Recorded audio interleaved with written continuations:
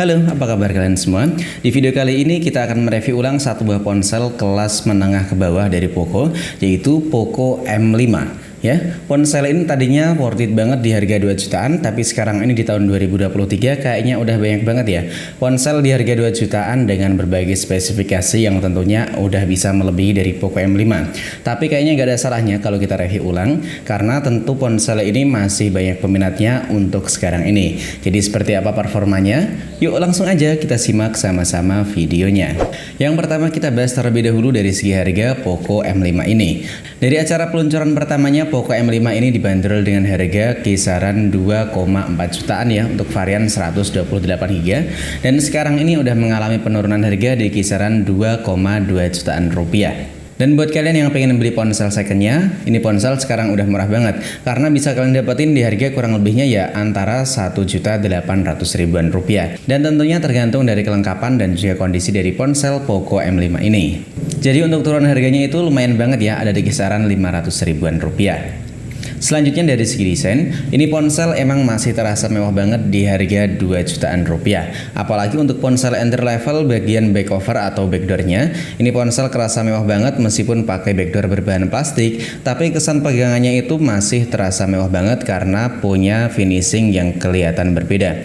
Kayak ada serat-serat atau lebih tepatnya ya mirip kulit sintetis atau mirip kulit jeruk ya. Jadi pegangannya itu nyaman dan juga enak di tangan. Selain itu untuk setup kamera dari Poco M5, ponsel ini juga nggak mainstream seperti ponsel Poco lainnya yang biasanya rebranding dari ponsel Redmi. Ponsel ini hadir dengan 3 setup kamera di bagian belakang, kemudian terdapat branding Poco di bagian sampingnya. Dan yang saya suka dari Poco M5 tentu pada bagian variasi hitamnya ini udah nggak kayak Poco M3 sebelumnya ya, udah mentok di bagian sisi kiri dan juga sisi kanannya.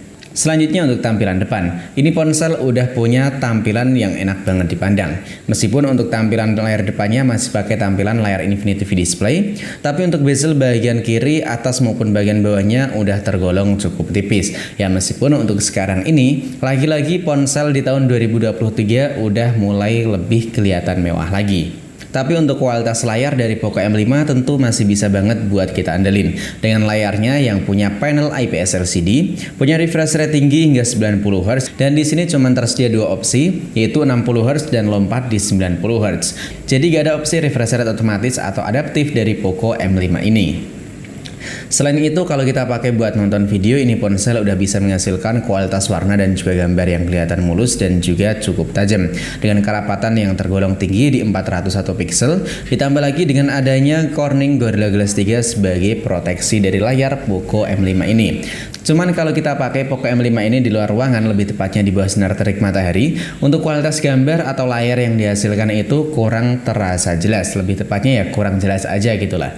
Jadi kurang worth it buat kalian yang sering pakai ini ponsel di luar ruangan. Kemudian untuk pengoperasiannya dari acara peluncuran pertama, ini ponsel ini memang pakai Android 12, dan sekarang ini udah bisa kita upgrade ke Android versi 13 dengan MIUI versi 14. Jadi kalian udah bisa ngerasain MIUI versi 14 di ponsel Poco M5 ini. Selanjutnya untuk urusan performa dari Poco M5, ini ponsel punya chipset yang tentunya worth it banget di rentang harga 2 jutaan rupiah. Karena dengan chipset yang ditanamkan dari MediaTek Helio G99, untuk kualitas performanya udah nggak perlu kita raguin lagi. Apalagi punya fabrikasi sebesar 6 nanometer, jadi untuk konsumsi daya baterainya tentunya awet banget. Buat kita main game juga, ponsel ini tentu jarang banget yang namanya overheat atau panas. Dan buat varian yang kita review di video kali ini adalah varian RAM 4/128GB. Dan Antutu yang dihasilkan dari ponsel Poco M5, ponsel ini bisa mendapatkan Antutu di kisaran 430.000-an poin. Tentu untuk skor Antutu yang dihasilkan dari ponsel Poco M5 ini udah tergolong tinggi banget. Apalagi kalau kita pakai buat main game, tentunya udah lancar banget. Misalnya buat main game Mobile Legends atau game ringan, ponsel ini bisa berjalan dengan mulus. Cuman anehnya untuk settingan grafik dari Mobile Legends di Poco M5 yang saya pakai, ini cuman mentok di refresh rate tinggi dan juga grafik tinggi. Untuk grafik ultranya belum kebuka pada ponsel Poco M5 untuk unit yang saya pakai ini. Kalau unit kalian sendiri untuk grafiknya bisa kebuka atau enggak pada Poco M5 ini? Selanjutnya buat main game PUBG Mobile, ini ponsel mendapatkan settingan grafik smooth ultra atau bisa juga kalian setting pakai HD high. Dan selama penggunaan atau gameplay berlangsung, Poco M5 5G ini bisa berjalan dengan mulus dan juga lancar banget ya. Cuman sayangnya untuk giroskopnya masih pakai giroskop software. Jadi masih terasa kurang aja di harga 2 jutaan rupiah. Selain punya performa tinggi dan juga lancar buat main game, ponsel ini juga dibekali dengan baterai berkapasitas tinggi dengan kapasitas sebesar 5000 mAh. Dan sekarang ini udah menjadi kapasitas standar rata-rata ponsel entry level ataupun ponsel kelas menengah. Cuman yang cukup disayangkan pada ponsel Poco M5 ini cuman mendukung pengisian cepat di 18 Watt. Sedangkan kalau kita lihat kompetitor-kompetitornya, lebih tepatnya ya ponsel yang baru aja rilis ya, di harga 2 jutaan udah punya pengisian cepat di 48 Watt. Jadi pengisiannya udah pada ngebut untuk ponsel di tahun 2023 ini. Untuk konsumsi daya baterainya juga tergolong awet banget dari ponsel Poco M5. Karena waktu kita pakai buat main game PUBG Mobile selama 28 menit, ini ponsel cuma berkurang di 28%. Dan main game Mobile Legends selama 1 jam 3 menit cuma berkurang di 15% saja. Jadi konsumsi daya baterai dari ponsel Poco M5 ini tergolong awet banget. Selanjutnya di bagian fotografi, Poco M5 punya 3 kamera yang tentunya bisa buat kita andelin. Dengan sensor utama sebesar 50 megapiksel plus 2 megapiksel kamera makro dan 2 megapiksel untuk kamera depth sensor.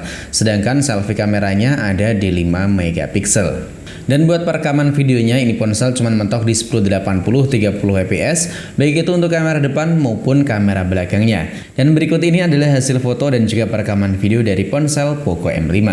Untuk kualitas fotonya sih menurut saya udah bagus dan tentunya bisa banget buat kita andelin ya. Cuman untuk kamera selfie-nya aja di malam hari, untuk detailnya itu kurang dapet. Tapi selebihnya untuk perekaman video maupun kualitas fotonya menurut saya udah standar di ponsel harga 2 jutaan rupiah.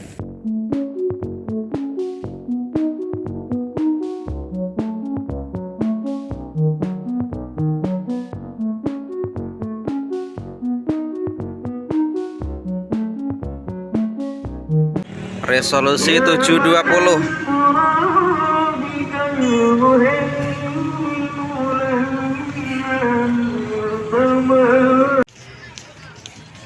Resolusi 1080. Ini udah maghrib, waktunya sholat dulu. Sambil tes. Ini enggak ada stabilisasinya tentunya ya. Dan kualitas gambarnya masih kelihatan bagus ya.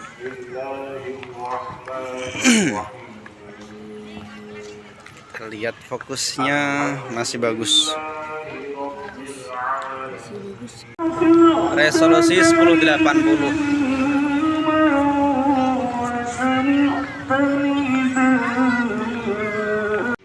Videonya malam hari ya, resolusi 1080 30 fps kayak gini. Masih kelihatan bagus dan juga kelihatan detail sih menurut saya.